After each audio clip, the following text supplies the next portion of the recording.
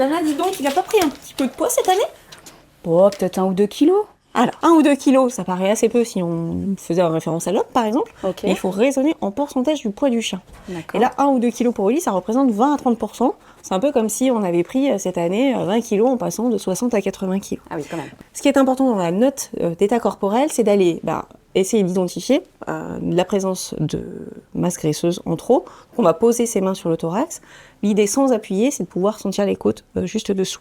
Et puis de visualiser une taille délimitée entre la fin des côtes thoraciques et son bassin.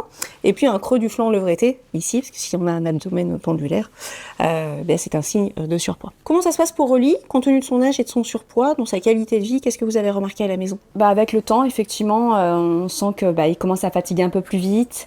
Les balades sont un peu plus courtes. Il s'essouffle dès qu'il fait très chaud.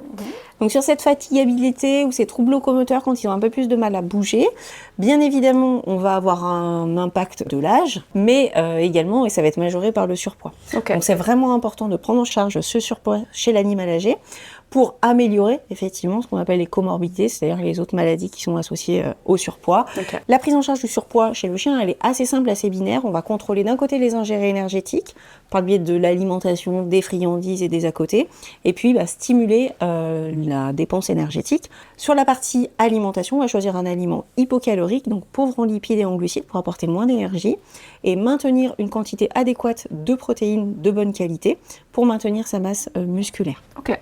D'autant plus qu'on disait avec l'âge, il y a un phénomène physiologique qui s'appelle la sarcopénie, où l'animal va perdre de la masse musculaire liée à l'âge, pour lequel on ne peut pas faire grand-chose, qui n'est pas signe de pathologie. D'accord. D'accord.